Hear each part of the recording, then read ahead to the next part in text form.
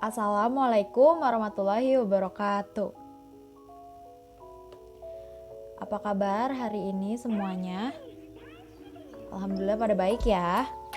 Nah, sekarang mau ibu absen dulu. Siapa hari ini yang gak masuk? Hadir semua? Alhamdulillah hadir semua ya. Oke.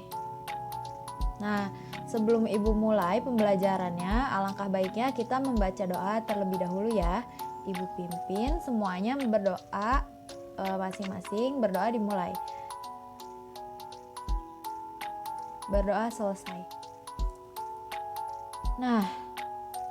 Nah, sebelum pembelajaran dimulai, kita mulai dengan menyanyikan lagu kebangsaan dulu ya. Menyanyikan lagu Garuda Pancasila dipimpin oleh ketua kelasnya.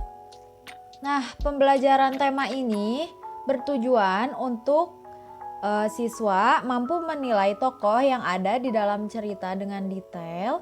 Lalu siswa mampu mendeskripsikan tokoh melalui gambar dan tulisan dengan detail.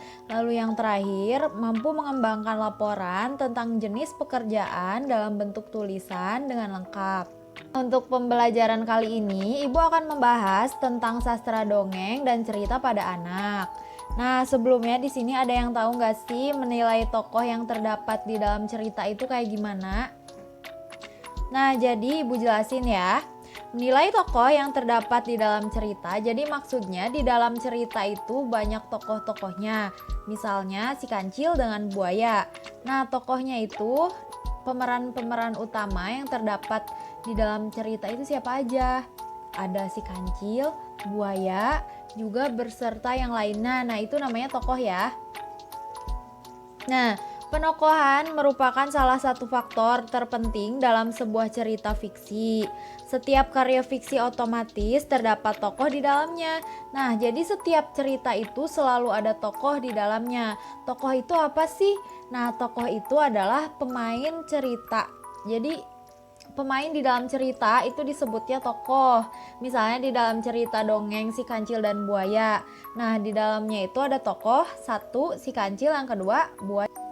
Terdapat dua macam jenis tokoh dalam setiap karya fiksi menurut keterlibatannya terhadap karya fiksi itu sendiri, yaitu tokoh utama dan tokoh penunjang.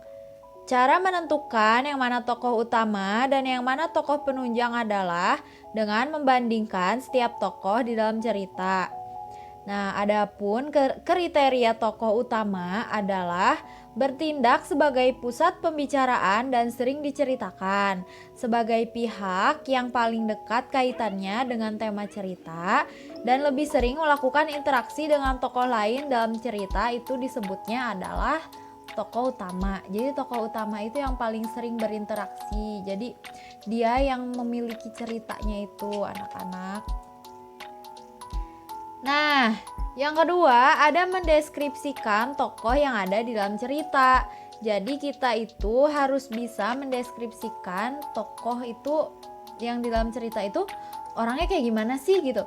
Jadi yang pertama misalnya ada si monyet mencuri buah. Lalu misalnya si kura-kura itu, lalu ada kura-kura itu memberitahu monyet bahwa monyet tidak boleh mencuri buah milik orang lain. Nah, jadi kesimpulannya gini, mendeskripsikan tokoh yang ada di dalam cerita, kita deskripsikan tokoh monyet ini ya. Nah, menurut kalian si monyet itu kayak gimana coba? Jadi harus dideskripsikan, jadi mendeskripsikan itu dijelaskan secara langsung dengan cara menyebutkan ciri-cirinya, sifat-sifatnya, status dan sebagainya tanpa melibatkan tokoh lain. Jadi cuma satu gitu. Jadi misalnya yang tadi balik lagi ya, si monyet orangnya kayak gimana? Ternyata monyet itu suka mencuri. Lalu apalagi? Ciri-cirinya monyet itu apa? Dia punya ekor, punya bulu, terus statusnya apa? Misalnya dijelaskan si monyet ini adalah anak misalnya ayahnya monyet ini petani, berarti si monyet ini anak dari tukang petani gitu.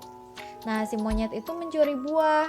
Nah, berarti si monyet ini dia adalah monyet yang jahat karena dia mencuri buah orang lain. Jadi kita harus bisa mendeskripsikan satu-satu tokoh yang ada di dalam cerita.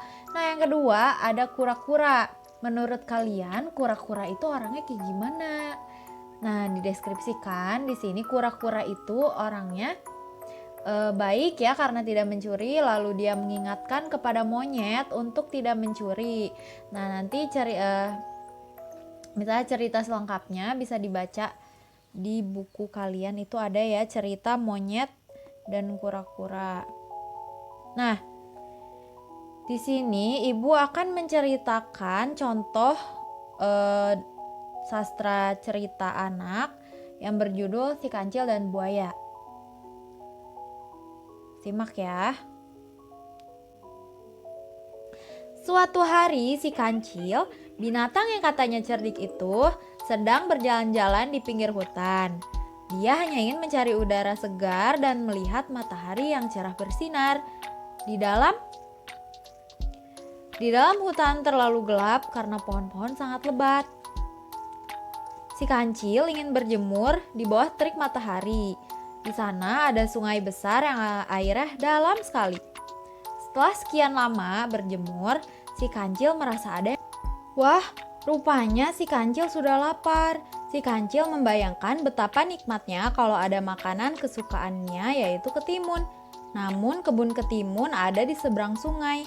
Bagaimana ya cara menyeberangnya? Si kancil berpikir sejenak.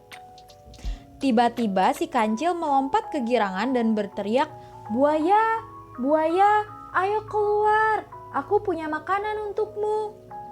Seperti itulah si kancil berteriak kepada buaya-buaya yang banyak tinggal di sungai yang dalam itu. Sekali lagi kancil berteriak, "Buaya, buaya, ayo keluar, mau daging segar tidak?" Gitu teriaknya kancil. Tak lama kemudian, seekor buaya muncul di dalam air. Wah, siapa yang teriak siang-siang begini, mengganggu tidurku saja. Hei kancil, diam kau. Kalau tidak aku makan nanti kamu, kata buaya kedua yang muncul bersamaan.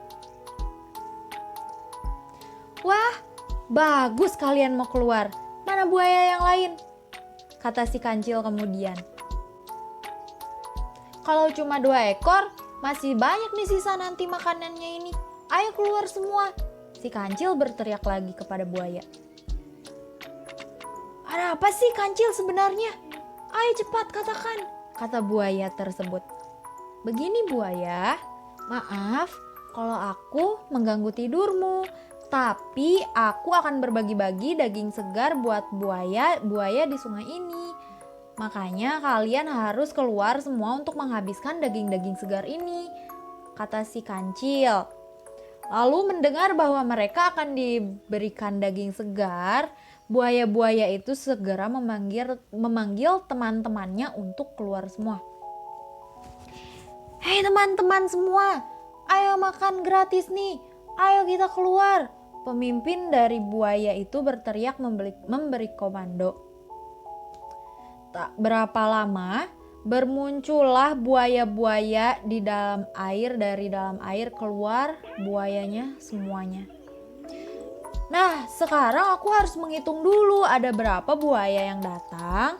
Buaya-buaya itu segera mengambil posisi, berbaris berjajar dari tepi sungai satu ke tepi sungai lainnya, sehingga membentuk seperti jembatan. Oke, sekarang aku mulai menghitung, kata si kancil yang segera melompat ke punggung buaya pertama sambil berteriak. 1, 2, 3, 4, 5. Kancil menghitung sampai ujung sungai. Begitu seterusnya sambil terus meloncat dari punggung buaya yang satu ke buaya yang lainnya, hingga akhirnya si kancil sampai di seberang sungai dan di dalam hatinya tertawa. Mudah sekali ternyata, kata kancil tersebut. Begitu sampai di seberang sungai, kancil berkata pada buaya, "Hei buaya-buaya bodoh, Sebetulnya tidak ada daging segar yang akan aku bagikan. Tidakkah kau lihat bahwa aku tidak membawa sepotong daging pun? Sebenarnya aku hanya ingin menyeberangi sungai ini dan aku butuh jembatan untuk lewat. Kalau begitu, saya ucapkan terima kasih pada kalian dan mohon maaf, aku mengerjai kalian, kata si kancil. Sialan, kancil nakal. Ternyata kita cuma dibohongi.